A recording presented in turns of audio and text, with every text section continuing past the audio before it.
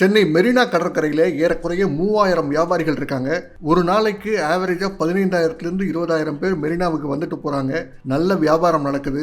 ஆனால் அங்கே இருக்கக்கூடிய வியாபாரிகள் பிற பகுதிகளிலிருந்து கடைகளை போடும் வியாபாரிகளை தடுக்கிறாங்க. அரசும் பல்வேறு முயற்சிகளை எடுத்து பார்க்குது. இருந்தாலும் எந்த பலனும் இல்லை. என்ன நடக்குது அப்படிங்கிறத விரிவாக இந்த வீடியோவில் பார்க்கலாம். இது ஏகே பாலிடிக்ஸ். நான் அகிலன் கார்த்திகேயன். தமிழ்நாடு மாநில திட்டக்குழுவோட துணைத் தலைவர் டாக்டர் ஜே ஜெயரஞ்சன் ஆவணப்படத்தையும் அது சம்பந்தமான ஒரு அறிக்கையும் வெளியிட்டிருந்தார். இது என்ன அறிக்கை அப்படின்னு பார்த்தோம்னா, understanding the economic dynamics of Marina beach அப்படின்னு ஒரு ஆய்வறிக்கை.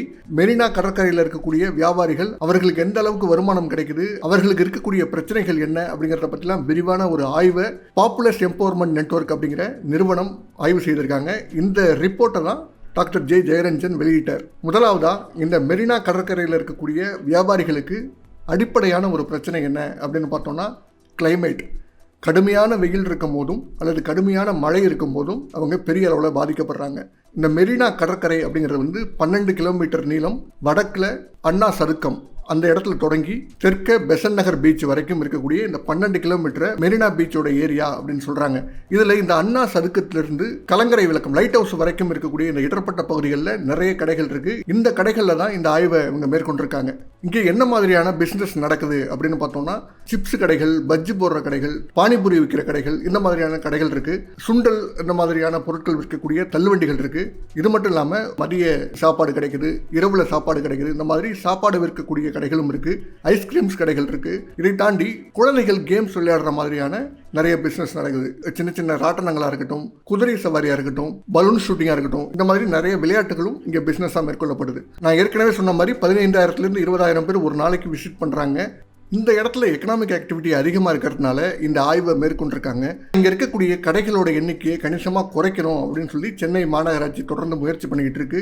அது மட்டும் இல்லாமல் இங்கே இருக்கக்கூடிய கடைகள் எல்லாமே மெரினா கடற்கரையை சுற்றி இருக்கக்கூடிய இந்த பகுதியை சேர்ந்தவர்களோட கடைகளாக இருக்குது. பிற பகுதிகளை சேர்ந்தவர்களும் இங்கே கடை போடுறதுக்கு அனுமதிக்கணும் அப்படிங்கிற கோரிக்கையை வச்சுக்கிட்டு இருந்தாங்க. அதற்கு இங்கே இருக்கக்கூடிய வியாபாரிகள் எதிர்ப்பு தெரிவிச்சுக்கிட்டு இருந்தாங்க. 2020 சென்னை மாநகராட்சி 500 கடைகளை பிற பகுதிகளைச் சேர்ந்தவர்களுக்கு ஒதுக்குச்சு. அது மட்டும் இல்லாமல் ஏற்கனவே இருந்த வியாபாரிகளுக்கு 1040 கடைகளை ஒதுக்குச்சு. ஆனால் இதற்கு கடுமையான எதிர்ப்பு தெரிவித்தாங்க அந்த பகுதியைச் சேர்ந்த வியாபாரிகள். ஏன் எதிர்ப்பு தெரிவிக்கிறாங்கன்னா, அவங்கெல்லாம் கடந்த 2-3 தலைமுறைகளாக இங்கே வியாபாரம் பண்ணிக்கிட்டு இருக்கிறவங்க. இப்போ பிற பகுதிகளைச் சேர்ந்தவர்கள் இங்கே வியாபாரம் பண்ண ஆரம்பித்தாங்கன்னா தங்களுடைய வியாபாரத்துக்கு ஏதாவது பாதிப்பு ஏற்பட்டுருமோ அப்படின்னு பயப்படுறாங்க. அதனால் அந்த எதிர்ப்பு தெரிவிக்கப்பட்டுச்சு. ஆனால் 2022 சென்னை உயர்நீதிமன்றம் ஒரு ஆணை இட்டுச்சு. 900 கடைகளுக்கு மேலே வைக்கக்கூடாது அப்படிங்கிற ஆணை தான் அது. அதற்கு பிறகு ஏற்கனவே இருக்கக்கூடிய வியாபாரிகளுக்கு 540 கடைகளும், புதிதாக பிற பகுதிகளைச் சேர்ந்த வியாபாரிகளுக்கு 360 கடைகளும் ஒதுக்கப்பட்டுச்சு. மொத்தம் 900 கடைகள் அப்படின்னு சொல்லி இந்த கடைகளை வைக்கிறதுக்கு அப்ளிகேஷன் ஃபில் பண்ணி கொடுக்கணும் அப்படின்னு சொல்லி சென்னை மாநகராட்சி அறிவிச்சிருந்தது. இதற்கு 900 கடைகளுக்கு ஏறக்குறைய 16,178 பேர் அப்ளை பண்ணியிருந்தாங்க. இதை செலக்ட் பண்ண முடியாமல் குலுக்கல் முறையில் தான் கடைகள் தேர்ந்தெடுக்கப்பட்டுச்சு. ஆனால் அதற்கு பிறகும் எதிர்ப்பு வந்தது. பிற பகுதிகளைச் சேர்ந்தவர்கள் இங்கே கடை வைக்கக்கூடாது அப்படிங்கிற எதிர்ப்பு. மொத்தம் இருக்கக்கூடிய வியாபாரிகள் அப்படின்னு பார்த்தோம்னா 3000 வியாபாரிகள் இருக்காங்க. இதில் அரசு அங்கீகரித்து ஐடி கார்டு பெற்ற வியாபாரிகள் அப்படின்னு பார்க்கும்போது வெறும் 1500 பேர் தான். மீதம் இருக்கிற 1500 பேருக்கு இன்னும் ஐடி கார்டு கூட கிடைக்கல. இந்த மெரினா கடற்கரையில் இருக்கக்கூடிய வியாபாரிகளில் 61% பேர் ஆண்கள், 39% பேர் பெண்கள். ஏஜ் குரூப் அப்படின்னு பார்த்தோம்னா 31லேருந்து 45 வயதுக்குட்பட்டவர்கள் தான் அதிகமாக இருக்காங்க. ஏறக்குறைய 43% இந்த ஏஜ் குரூப்பில் இருக்காங்க. அதுக்கு அடுத்தது 25% பேர் 19 வயதிலிருந்து 30 வயதுக்குட்பட்டவர்களாக இருக்காங்க. 60 வயதுக்கு மேற்பட்ட வியாபாரிகள் அப்படின்னு பார்க்கும்போது ரொம்ப குறைவாக தான் இருக்காங்க. வெறும் 6% தான். அதற்கு இந்த கிளைமேட் தான் காரணம். அதீத வெயில் இருக்கு. அந்த வெயிலில் இவங்களால வியாபாரம் பண்ண முடியல. அதே மாதிரி கடுமையான மழை பெய்யும் போதும் இங்கே வியாபாரம் பாதிக்கப்படுது. அந்த சூழல்லையும் இவங்களால வியாபாரம் பண்ண முடியல. இங்கே இருக்கக்கூடிய வியாபாரிகளோட கல்வி தகுதி எப்படி இருக்கு அப்படின்னு பார்க்கும்போது பெரும்பாலும் அவங்க பள்ளி படிப்போட நிறுத்திருக்காங்க. இதில் 77% பேர் பள்ளி படிப்புக்கு மேலே படிக்கலை. இதில் 10ஆம் வகுப்புக்கும் குறைவாக படித்தவங்களோட பர்சன்டேஜ் எவ்வளோன்னு பார்த்தீங்கன்னா 43% பேர் 10ஆம் வகுப்புக்கும் குறைவாக தான் படிச்சிருக்காங்க. 17% பேர் 10ஆம் வகுப்பு படிச்சிருக்காங்க, 17% பேர் 12ஆம் வகுப்பு படிச்சிருக்காங்க, 19% பேர் ஏதோ ஒரு டிகிரியோ அல்லது ஏதோ ஒரு ப்ரொஃபஷனல் கோர்ஸ், இன்ஜினியரிங்கோ ஏதோ ஒரு ப்ரொஃபஷனல் கோர்ஸ் படிச்சிருக்காங்க. இப்படி தான் இவங்களோட கல்வி தகுதி இருக்கு. இந்த வியாபாரம் அப்படிங்கிறத பொறுத்த வரைக்கும் பெரிய அளவில் டெக்னிக்கல் ஸ்கில்ஸ் அப்படிங்கிறது தேவைப்படாது. ஆனால் இவங்க செய்யக்கூடிய வியாபாரத்தின் மூலம் அவங்க வாழ்வாதாரத்தை அவங்களால காப்பாற்றிக்க முடியுது. ஆனால் அதை தாண்டி சேவிங்ஸோ பிஸ்னஸை அடுத்த லெவலுக்கு கொண்டு போகிறதோ அப்படிங்கிறதுலாம் அவங்களுக்கு பிரச்சனையாக இருக்குது. பொருளாதார விழிப்புணர்வும் குறைவாக இருக்குது. உதாரணத்துக்கு அவங்களோட பிஸ்னஸுக்கு ஃபார்முலா பேங்க்கில் போயிட்டு லோன் வாங்காமல் ப்ரைவேட் லோன்ஸை அதிகமாக அணுகிறாங்க. ஏன்னா அவங்களுக்கு எளிமையாக கிடைக்குது அப்படிங்கிற காரணத்துக்காக அந்த ப்ரைவேட் லோன்ஸை வாங்குறாங்க. இதுவே அவங்களுக்கு மிகப்பெரிய சிக்கலை கொடுக்குது. இந்த ப்ரைவேட் லோன்ஸுக்கு அதிக வட்டி அவங்க கட்டிக்கிட்டு இருக்காங்க. இங்கே இருக்கக்கூடிய வியாபாரிகளோட குடும்ப சூழல் எப்படி இருக்குது அப்படின்னு பார்த்தோம்னா 64% வியாபாரிகளோட குடும்பத்தில் 2லேருந்து 4 பேர் இருக்காங்க. அந்த குடும்பத்தை இவங்க பாதுகாத்துக்கிற மாதிரி இருக்குது. 25% வியாபாரிகள் வீட்டில் 4லிருந்து 6 பேர் வரை இருக்காங்க. அவங்கள இவங்க பாதுகாக்கிற மாதிரி இருக்குது. 8% பேர் வீட்டில் 6 பேருக்கும் மேலான குடும்ப உறுப்பினர்கள் இருக்காங்க. 2% பேருக்கு ஃபேமிலியே இல்லை, அவங்க தனியாக தான் வாழ்ந்துக்கிட்டு இருக்காங்க. இங்கே செய்யக்கூடிய வியாபாரம், அதில் வரக்கூடிய வருமானம் அப்படிங்கிறது தனக்காகவே செலவு பண்ணிகிட்டு இருக்காங்க. சில ஃபேமிலிஸ் என்ன பண்ணுறாங்கன்னா, அந்த ஃபேமிலியே இந்த கடையில் வேலை பார்க்குது. அதனால் பிற எம்ப்ளாயீஸுக்கு சம்பளம் கொடுக்க வேண்டிய அந்த பேர்டன் அப்படிங்கிறது அவங்களுக்கு குறையுது.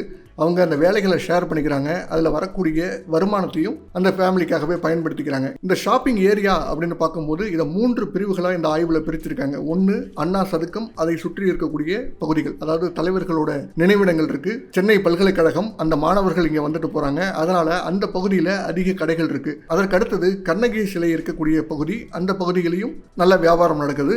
அதுக்கு அடுத்தது லைட் ஹவுஸ் பக்கத்தில் இருக்கக்கூடிய பகுதிகள். இப்படி 3 பிரிவுகளாக இந்த வியாபார பகுதிகளை பிரிச்சிருக்காங்க. இதில் அதிகமான வியாபாரம் நடக்கக்கூடிய பகுதி எது அப்படின்னு பார்த்தோம்னா அண்ணா சதுக்கம் இருக்கக்கூடிய தலைவர்கள் நினைவிடங்கள் இருக்கக்கூடிய இந்த பகுதி தான். அடுத்தது கண்ணகி சிலை பகுதிகளில் அதிகமான வியாபாரம் நடக்குது. இதை ரெண்டையும் ஒப்பிடும்போது லைட் ஹவுஸ் பக்கத்தில் குறைவான வியாபாரம் தான் நடக்குது. அண்ணா சதுக்கத்தின் பக்கத்தில் இருக்கக்கூடிய கடைகளோட வியாபாரம் அப்படிங்கிறது கண்ணகி சிலை பக்கத்தில் இருக்கக்கூடிய கடைகளோட வியாபாரத்தை விட 16% அதிகமாக இருக்கு. லைட் ஹவுஸ் பக்கத்தில் இருக்கக்கூடிய கடைகளோட வியாபாரத்தை விட 23% அதிகமாக இருக்கு. இவங்களோட ஒர்க்கிங் ஹவர்ஸ் எப்படி இருக்கு அப்படின்னு பார்த்தோம்னா பெரும்பாலானவர்கள் ஏறக்குறைய 37% பேர் 7 மணி நேரத்திலிருந்து 10 மணி நேரம் வரைக்கும் வேலை பார்க்குற மாதிரியான சூழல்ல இருக்காங்க. 32% பேர் 4 மணி நேரத்திலிருந்து 6 மணி நேரம் வரைக்கும் வேலை பார்க்கக்கூடிய சூழல்ல இருக்காங்க. ஆனால் 29% பேர் 10 மணி நேரத்துக்கும் மேலே வேலை பார்க்கக்கூடிய சூழல்ல இருக்காங்க. இது ப்ரிப்பரேஷன் ஒர்க்கையும் சேர்த்து தான். பஜ்ஜி கடை போடுறாங்கன்னா காய்கள் வெட்டுறது, வெங்காயம் வெட்டுறது, அதற்கான தயாரிப்பு வேலைகளும் இருக்குல்ல, அந்த வேலைகளையும் சேர்த்து டோட்டல் நேரம் அப்படிங்கிறது 10 மணி நேரம் கிட்டத்தட்ட ஒவ்வொரு நாளைக்கும் வேலை பார்க்குறாங்க. இந்த பிஸ்னஸை 3 டைம் பேசிஸில் பிரிச்சுக்கிறாங்க. காலையில் இஞ்சி டீ, சுக்கு காப்பி, அருகம்புல் ஜூஸ் இந்த மாதிரியான பொருட்கள் அதிகமாக விற்பனை ஆகுது. மதிய வேளையில் முழு சாப்பாடு, ஐஸ்கிரீம்ஸ் அல்லது சாஃப்ட் ட்ரிங்க்ஸ் இந்த மாதிரியான பொருட்கள் அதிகமாக விற்பனை ஆகுது. ஈவினிங் டைமில் பஜ்ஜி, சிப்ஸ் போன்ற ஸ்நாக்ஸ், அப்புறம் ஐஸ்கிரீம் போன்ற பொருட்கள்லாம் அதிகமாக சேல் ஆகுது. இப்படி ஒவ்வொரு டைம்லையும் ஒவ்வொரு பொருள் அதிகமாக சேல் ஆகுது. இதில் ஒவ்வொரு கடையை சேர்ந்தவர்கள்ட்டையும் இனிஷியல் இன்வெஸ்ட்மெண்ட் எவ்வளவு போட்டீங்க அப்படின்னு கேட்டிருக்காங்க. இதற்கு ஏறக்குறைய 50% பேர் 25,000க்கும் மேலே இவங்க இன்வெஸ்ட் பண்ணியிருக்கிறதா சொல்கிறாங்க. தள்ளுவண்டியாக இருக்கலாம், அந்த கடைக்கு தேவையான பாத்திரங்களாக இருக்கலாம், இதெல்லாம் சேர்த்து ஏறக்குறைய 50%க்கும் மேலான வியாபாரிகள் 25,000க்கும் மேலே செலவு பண்ணியிருக்காங்க. இந்த செலவை எங்கேருந்து பண்ணாங்க அப்படின்னு கேட்கும்போது தங்களோட பர்சனல் சேவிங்ஸ்லேருந்து செலவு பண்ணியிருக்கோம், இன்வெஸ்ட் பண்ணியிருக்கோம் அப்படின்னு 33% பேர் சொல்கிறாங்க. 45% பேர் ப்ரைவேட் லோன்ஸ் வாங்கியிருக்கிறதா சொல்கிறாங்க. அதாவது பேங்க்கில் போயிட்டு லோன்ஸ் வாங்காமல், நான் ஏற்கனவே சொன்ன மாதிரி வட்டிக்கு விடுவாங்க இல்லையா, அவங்கள்ட்ட லோன் வாங்கியிருக்காங்க. 7% பேர் ஃபார்முலா பேங்க்கில் போயிட்டு லோன் வாங்கியிருக்காங்க. 8% பேர் ஃப்ரெண்ட்ஸ், ஃபேமிலி இவங்களோட உதவியோட கடைகளை ஆரம்பிச்சிருக்காங்க, இன்வெஸ்ட்மெண்ட்ஸ் பண்ணியிருக்காங்க. 7% பேர் தங்களது நகைகளை அடகு வச்சு இன்வெஸ்ட் பண்ணியிருக்காங்க. இது எல்லாமே இனிஷியல் இன்வெஸ்ட்மெண்ட், அதாவது இந்த பிஸ்னஸை ஸ்டார்ட் பண்ணும் போது செய்யப்பட்ட இன்வெஸ்ட்மெண்ட்ஸ். இது மட்டும் இல்லாமல் ஒவ்வொரு வாரத்துலையும் அவங்க இன்வெஸ்ட் பண்ண வேண்டியிருக்கு. அந்த கடைகளுக்கு தேவையான பொருட்களை வாங்குறதுக்கான செலவுகள் இருக்குது.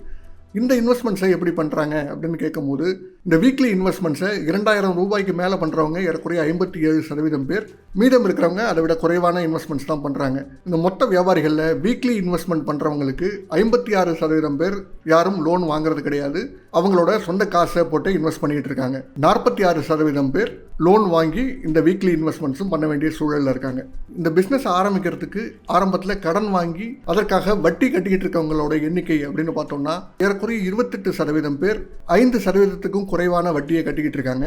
ஏறக்குறைய 22% பேர் 5லிருந்து 10% வட்டியை கட்டிக்கிட்டு இருக்காங்க. 2.6% பேர் 11லிருந்து 15% வட்டி கட்டிக்கிட்டு இருக்காங்க. 0.3% பேர் 15%க்கும் மேலான வட்டியை கட்டிக்கிட்டு இருக்காங்க. 47% பேருக்கு கடன் இல்லை. இவங்க வாங்கியிருக்கக்கூடிய கடனுக்கான வட்டி அப்படிங்கிறது வந்து மாத அளவில் கணக்கிடப்படுது. ஃபார்மல் பேங்க்ல வந்து ஆண்டு கணக்கில் தான் அந்த வட்டி அப்படிங்கிறது வந்து கால்குலேட் பண்ணப்படும். ஆனால் இவங்களுக்கு ஒவ்வொரு மாதமும் வட்டி கால்குலேட் பண்ணப்படுது. அப்படி இல்லைன்னா 100 நாட்களுக்கு ஒரு முறை இந்த வட்டி கால்குலேட் பண்ணப்படுது. இதை கணக்கு பண்ணி பார்க்கும்போது 40% ஒவ்வொரு வருஷமும் இவங்க வட்டி கட்டிக்கிட்டு இருக்காங்க. இதை ஒரு பேங்க்ல அவங்க கடன் வாங்கியிருந்தாங்கன்னா இந்த அளவுக்கு அவங்க வட்டி கட்ட வேண்டிய அவசியம் இருந்திருக்காது. சில வியாபாரிகளுக்கு அவங்க ஒவ்வொரு நாளும் எடுக்கக்கூடிய ப்ராஃபிட்டை விட அவங்க ஒவ்வொரு வாரமும் இன்வெஸ்ட் பண்ணக்கூடிய அமௌண்ட் அப்படிங்கிறது வந்து அதிகமாக இருக்குது. அதை பற்றி விசாரிக்கும் போது பணம் ரொட்டேஷனில் தானே இருக்குது, திரும்ப வந்துடும் அப்படின்னு சொல்கிறாங்க. இது லாஸ் அப்படிங்கிறதே அவங்களுக்கு புரியல. சரி, இவ்வளவு அதிகமான வட்டியை கொடுத்து ஏன் கடன் வாங்குறாங்க? பேங்க்லேயே போயிட்டு கடன் வாங்கிடலாமே, ஏன் இவங்க பிரைவேட் லோன்ஸ் வாங்குறாங்க அப்படிங்கிற கேள்வி எழுவது இயல்பு தான். ஆனால் அவங்களுக்கு இருக்கக்கூடிய பிரச்சனை என்ன அப்படின்னு பார்த்தீங்கன்னா, ஒரு பேங்க்கில் போயிட்டு லோன் வாங்கணும்னா அதுக்கு நிறைய ஃபார்மாலிட்டிஸ் இருக்குது, நிறைய பேப்பர் ஒர்க்ஸ் இருக்குது, நிறைய ஆவணங்களை இவங்க கொடுக்க வேண்டியது இருக்குது. இப்படி ஆவணங்களை கொடுத்தாலும் லோனுங்கிறது வந்து இமீடியட்டாக கிடைக்க மாட்டேங்குது, நாளாகுது. இப்படி இருக்கிறதுனால தான் இந்த ஃபார்மல் செக்டரில் அவங்க லோன் வாங்க மாட்டாங்க. இன்னொரு பக்கம் இந்த வட்டிக்கு விடுறவங்களை பார்த்தீங்கன்னா நேரடியாக அந்த கடைகள் எங்கே இருக்கோ அந்த கடைகளுக்கே வந்து கடன் கொடுக்குறாங்க. பெரிய அளவில் செக்யூரிட்டிஸ் எதுவும் கேட்கறது கிடையாது. ஆனால் வட்டி மட்டும் அதிகமாக இருக்குது. அதனால் இவங்களுக்கு எளிமையாக எங்கே கடன் கிடைக்குதோ அங்கே கடன் வாங்கிடுறாங்க. ஆனால் அதில் இருக்கக்கூடிய பிரச்சனை அப்படிங்கிறது வந்து அதிகமான வட்டி கட்ட வேண்டியதாக இருக்குது.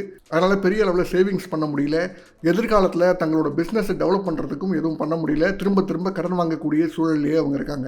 இந்த ஆய்வில் இன்னொரு விஷயத்தையும் சொல்கிறாங்க. செல்ஃப் ஹெல்ப் குரூப், அதாவது மகளிர் சுய உதவி குழுக்கள்லாம் இருக்கு இல்லையா, அந்த சுய உதவி குழுக்கள் இங்கே இருக்கக்கூடிய பெண் வியாபாரிகளுக்கு ஃப்ளெக்சிபிளாக இல்லை அப்படிங்கிற கருத்தும் இந்த ஆய்வில் சொல்லப்பட்டிருக்கு. இங்கே இருக்கக்கூடிய வியாபாரிகளுக்கு ஒரு நாள் வருமானம் அப்படிங்கிறது எந்த அளவுக்கு இருக்குது அப்படின்னு பார்த்தோம்னா ஏறக்குறைய 27% பேர் 2000 ரூபாய்க்கு மேலே சம்பாதிக்கிறாங்க. 19.8% பேர் 1500லேருந்து 2000 ரூபாய் வரைக்கும் சம்பாதிக்கிறாங்க. 20.8% பேர் 1000லிருந்து 1500 ரூபாய் வரைக்கும் சம்பாதிக்கிறாங்க. 22.2% பேர் 1000 ரூபாய்க்கும் குறைவாக தான் சம்பாதிக்கிறாங்க. சென்னை மெரினா கடற்கரையை பொறுத்த வரைக்கும் ப்ராஃபிட் அப்படிங்கிறது வந்து வீக் டேஸ், அதாவது வார நாட்களில் குறைவாக இருக்குது, விடுமுறை நாட்களில் அதிகமாக இருக்குது, வீக்கெண்ட்ஸில் மீடியமாக இருக்குது. வார நாட்களில் 500 ரூபாய்க்கும் குறைவாக சம்பாதிக்கக்கூடிய வியாபாரிகளோட அளவு எவ்வளவு அப்படின்னு பார்த்தோம்னா ஏறக்குறைய 42% பேர் 500 ரூபாய்க்கும் குறைவான அளவில் தான் சம்பாதிக்கிறாங்க வீக் டேஸில். இதுவே விடுமுறை நாட்களில் அப்படின்னு பார்த்தோம்னா ஏதாவது விழாக்கள் இருக்கும், பொங்கல், தீபாவளி போன்ற பண்டிகை சமயத்தில், அந்த மாதிரியான விடுமுறை நாட்களில் 500 ரூபாய்க்கும் குறைவாக சம்பாதிக்கக்கூடியவங்களோட அளவு அப்படின்னு பார்த்தீங்கன்னா வெறும் 6% தான் இருக்குது. இதுவே வார விடுமுறை நாட்கள் அப்படின்னு பார்த்தோம்னா 2000 ரூபாய்க்கு அதிகமாக சம்பாதிக்கக்கூடியவங்களோட அளவு 25%க்கும் மேலே இருக்குது. ஒரு வருஷத்துக்கு ஆவரேஜாக வீக் டேஸில் 897 ரூபாய் ஒரு வியாபாரி சம்பாதிக்கிறாரு ஆவரேஜாக ஒவ்வொரு நாளைக்கும். இதுவே ஹாலிடேஸ்னு வரும்போது 1347 ரூபாய் ஆவரேஜாக சம்பாதிக்கிறார். ஒரு வியாபாரியோட ஆண்டு வருமானம் ஆவரேஜாக எவ்வளோ இருக்குது அப்படின்னு பார்த்தோம்னா 3,77,805 ரூபாய் இருக்குது. இந்த மெரினா கடற்கரையில் இருக்கக்கூடிய மொத்த வியாபாரிகள் 3000 வியாபாரிகள் இருக்காங்க. அவங்களோட ஓராண்டுக்கான மொத்த வருமானம் அப்படின்னு பார்த்தோம்னா 173 கோடி ரூபாய்க்கு மேலே இருக்குது. ஆனால் அவங்களுக்கு இருக்கக்கூடிய பிரச்சனைகள் என்ன அப்படின்னு பார்த்தோம்னா நம்ம ஏற்கனவே பேசின மாதிரி அவங்களால எதையும் சேவ் பண்ணி வைக்க முடியல. எல்லாமே வாங்கின கடனுக்கு வட்டி கட்டுறதுக்கே போயிடுது. இந்த மெரினா கடற்கரையில் இருக்கக்கூடிய வியாபாரிகளுக்கு வேற என்னென்ன சேலஞ்சஸ் இருக்கு அப்படின்னு பார்த்தோம்னா இவங்க பெரும்பாலும் கிளைமேட்டை நம்பி தான் இருக்காங்க. கடுமையான மழை பெய்யுதுன்னா மெரினா கடற்கரைக்கு வரவங்களோட எண்ணிக்கை குறையுது, அதனால இவங்களுக்கான வியாபாரம் குறையுது. இன்னொரு பக்கம் புயல் மாதிரியான சமயங்களில் ரெண்ட் அப்படிங்கிறதுக்கு இருக்கும், ஆனால் கடைகளில் வியாபாரத்தை பண்ண முடியாது. இந்த மாதிரியான சூழல் இருக்கும். அதனால இந்த ரிப்போர்ட்ல என்ன சஜஸ்ட் பண்றாங்கன்னா மீனவர்களுக்கு எப்படி அரசு காம்பன்சேஷன் வழங்குதோ அதே மாதிரி மழை காலங்களில் கடைகளை திறக்க முடியாத சூழலில் இருக்கக்கூடிய நேரத்துக்கு இங்கே இருக்கக்கூடிய வியாபாரிகளுக்கு நிவாரண உதவியை அரசு வழங்கலாம் அப்படின்னு ஒரு சஜஷனை இந்த ரிப்போர்ட் கொடுக்குது. இந்த மெரினா பீச்சில் இருக்கக்கூடிய வியாபாரிகளில் ஏறக்குறைய 74% பேர் இங்கே இருக்கக்கூடிய வியாபாரத்தை நம்பி மட்டும்தான் இருக்காங்க. மீதம் இருக்கக்கூடிய 26% பேரில் 7% பேர் மீனவர்கள், அதாவது காலையில் மீன் பிடிக்க போயிடுவாங்க, ஈவினிங்கில் வந்து கடைகள் போடுறாங்க. 13% பேர் பிற வேலைகள் இருக்காங்க, அன்ஆர்கனைஸ்டு செக்டார்ஸில் வேலையில் இருக்காங்க, செக்யூரிட்டி கார்ட்ஸாக இருக்காங்க, ஹவுஸ் கீப்பிங் வேலைகளில் இருக்காங்க. இந்த மாதிரி வேலைகள் செஞ்சுட்டு அவங்க ஈவினிங்கில் வந்து மெரினா கடற்கரையில் கடைகள் போடுறாங்க. நம்ம ஏற்கனவே சொன்னோம், இங்கே இருக்கக்கூடிய ஒவ்வொரு வியாபாரியும் ஆவரேஜாக ஒரு வருஷத்துக்கு 3,77,000 தாண்டி வருமானம் ஈட்டுறாங்க. ஆனால் அவங்க கையில் அது நிற்க மாட்டேங்குது அப்படின்னு சொல்லியிருந்தோம். இதற்கு தமிழ்நாடு அரசு எளிய முறையில் இங்கே இருக்கக்கூடிய வியாபாரிகளுக்கு கடனுதவி செய்தாங்கன்னா இந்த சேவிங்ஸ் அப்படிங்கிறத வந்து உயர்த்த முடியும். இன்னொன்று செல்ஃப் ஹெல்ப் குரூப், அதாவது சுய உதவி குழு இவங்களுக்கு பலன் அடிக்கலை. ஆனால் அதற்கு பதிலாக இந்த வியாபாரிகளை கொண்டே ஏதாவது குழு அமைச்சு அந்த குழுவின் மூலம் இங்கே இருக்கக்கூடிய வியாபாரிகளோட இவங்களோட வருமானத்தை உயர்த்தத்துக்கு ஏதாவது பண்ண முடியுமா அப்படின்னு அரசு யோசிக்கணும் அப்படிங்கிற சஜஷனையும் கொடுக்குறாங்க. இங்கே 3000 வியாபாரிகள் இருக்காங்க அப்படின்னு தொடர்ந்து சொல்லிக்கிட்டு இருக்கோம். இதை 1500 குறைக்கணும் அப்படிங்கிற நோக்கத்தில் சென்னை மாநகராட்சி பல முயற்சிகளை மேற்கொள்ளுது. இங்கே இருக்கக்கூடிய நிறைய கடைகளோட ஓனர்ஸ் வந்து அவங்களுக்கு பிரைமரி சோர்ஸ் ஆஃப் இன்கம் அப்படிங்கிறது வந்து இந்த கடைகளாக இல்லை, அவங்க வேற பிஸ்னஸ் பண்ணுறாங்க. அந்த மாதிரி பிஸ்னஸ் பண்ணுறவங்களோட கடைகளை இங்கேருந்து நீக்கணும் அப்படிங்கிற சஜஷனை இந்த ரிப்போர்ட் வைக்குது. ரெண்டாவது, ஒரே குடும்பத்தை சேர்ந்தவங்க நிறைய கடைகளை வச்சுருக்காங்க, ஒவ்வொரு குடும்ப அட்டைக்கும் ஒரு கடை தான் அனுமதி அப்படிங்கிற ஒரு சட்டத்தை கொண்டு வந்தாங்கன்னா இங்கே இருக்கக்கூடிய ஒரே நபர்கள் வைத்திருக்கக்கூடிய பல கடைகளை குறைக்க முடியும். அதனாலையும் கடைகளோட எண்ணிக்கை இங்கே குறையும், மொத்த கடைகளோட எண்ணிக்கை குறையும் அப்படின்னு சஜஷன் கொடுக்குறாங்க. அது மட்டும் இல்லாமல் இனிமேல் புதிய கடைகளுக்கு அனுமதியும் வழங்கக்கூடாது அப்படிங்கிற சஜஷனையும் கொடுக்குறாங்க. இதெல்லாம் செஞ்சோம்னா இங்கே கடைகளோட எண்ணிக்கையை 1500க்கு மிகாமல் ரெஸ்ட்ரிக்ட் பண்ண முடியும் அப்படின்னு இந்த ரிப்போர்ட் சொல்லுது. மேலும் சில சஜஷன்ஸ் சொல்கிறாங்க. இங்கே மெரினா பீச்சில் இன்ஃப்ராஸ்ட்ரக்சர் அப்படிங்கிறது வந்து லேகிங்காக இருக்குது, பார்க்கிங் வசதி வந்து குறைவாக இருக்குது. இப்போ மெட்ரோ ஒர்க் நடக்கிறதுனால பார்க்கிங் வசதி அப்படிங்கிறது வந்து குறைவாக இருக்குது. ரெண்டாவது, டாய்லெட் வசதி அப்படிங்கிறதும் குறைவாக இருக்குது. குடிநீர் கிடைக்க மாட்டேங்குது, டஸ்ட்பின்ஸ் அதிகமாக இல்லை, இதெல்லாம் லேகிங்காக இருக்குது. இன்ஃப்ராஸ்ட்ரக்சரில் இந்த மாதிரியான லேகிங்ஸ் இருக்குது அப்படிங்கிற கருத்தையும் இந்த ரிப்போர்ட் முன்வைக்குது. வந்து போகக்கூடிய விசிட்டர்ஸுக்கும் இங்கே கடைகள் வைத்திருக்கக்கூடிய வியாபாரிகளுக்கும் ஏதாவது மெடிக்கல் எமர்ஜென்சி இருந்துச்சுன்னா அவங்க இங்கேருந்து பிற பகுதிகளுக்கு போக வேண்டியதாக இருக்குது. அதனால் இந்த மெரினா பீச் இருக்கக்கூடிய இந்த பகுதியிலேயே சின்ன சின்ன கிளினிக்ஸை உருவாக்கலாம் அப்படிங்கிற சஜஷனையும் கொடுக்குறாங்க. இரவு நேரங்களில் இங்கே இருக்கக்கூடிய பெண் வியாபாரிகளுக்கு சேஃப் இல்லை, குடிச்சிட்டு வந்து நிறைய பேர் வம்பு பண்ணுறாங்க அப்படிங்கிற சிக்கலையும் சொல்கிறாங்க. இதையும் தமிழ்நாடு அரசு அட்ரஸ் பண்ணணும். இதையெல்லாம் தாண்டி இங்கே பிஸ்னஸ் பண்ணிக்கிட்டு இருக்கக்கூடிய, இங்கே கடைகள் வைத்திருக்கக்கூடிய பல்வேறு வியாபாரிகள் அவங்களுக்கு வேற பிஸ்னஸ் இருக்குது, அவங்க இங்கே ஆட்களை போட்டு கடைகள் நடத்திக்கிட்டு இருக்காங்க. அந்த ஆட்கள் யாராக இருக்காங்கன்னா மைக்ரண்ட் லேபர்ஸாக இருக்காங்க, அதாவது வெளி மாநிலத்தை சேர்ந்தவர்கள் இங்கே வேலைக்கு அமர்த்தப்பட்டிருக்காங்க. நம்ம ஏற்கனவே ஒரு சஜஷன் இந்த ரிப்போர்ட்டில் சொல்லியிருந்தாங்க. அதாவது வேற ஒரு பிரைமரி சோர்ஸ் ஆஃப் இன்கம் இருக்குன்னா அவங்களோட கடைகள் இங்கே இருக்குன்னா அந்த கடைகளை அகற்றணும் அப்படிங்கிற ஒரு சஜஷனை ஏற்கனவே இந்த ரிப்போர்ட்டில் சொல்லியிருந்தாங்க. ஆனால் இந்த இடத்துல என்ன சொல்கிறாங்கன்னா, இந்த மைக்ரண்ட் ஒர்க்கர்ஸை டிஸ்டர்ப் பண்ணாமல் அவங்களோட வாழ்வாதாரத்தை பாதிக்காமல் முடிவுகளை எடுக்கணும் அப்படின்னு சொல்கிறாங்க. இது ஒரு சிக்கலான விஷயம்தான். ஆனால் அரசு என்ன மாதிரியான முடிவுகளை எடுக்குது அப்படிங்கிறத பொறுத்து இருந்து பார்ப்போம். இந்த முழுமையான அறிக்கையை தயாரித்தது டாக்டர் தேவிகா ராணி, பெண் நிறுவனத்தில் centre of excellence data journalism and policy research அப்படிங்கிற அந்த பிரிவுக்கு மேனேஜராக இருக்காங்க. இவங்களோட டீம் தான் இந்த முழு ரிசர்ச்சையும் பண்ணியிருக்காங்க. இதை டாக்டர் ஜே ஜெயரஞ்சன் வெளியிட்டிருந்தார். இந்த மெரினா கடற்கரையில் இருக்கக்கூடிய வியாபாரிகளை பற்றின இந்த ஆய்வு அப்படிங்கிறது வந்து நிறைய இன்புட்ஸை கவர்மெண்ட்டுக்கு கொடுத்துருக்கு. என்ன மாதிரியான நடவடிக்கைகளை கவர்மெண்ட் எடுக்குது அப்படிங்கிறத பொறுத்திருந்து பார்க்கலாம். ஏகே பாலிடிக்ஸில் இன்னும் அரசியல் சார்ந்த நிறைய காணொலிகள் வர இருக்குது. ஏகே பாலிடிக்ஸ் சேனலை சப்ஸ்கிரைப் பண்ணுறதுக்கு கன்சிடர் பண்ணுங்கள். நன்றி.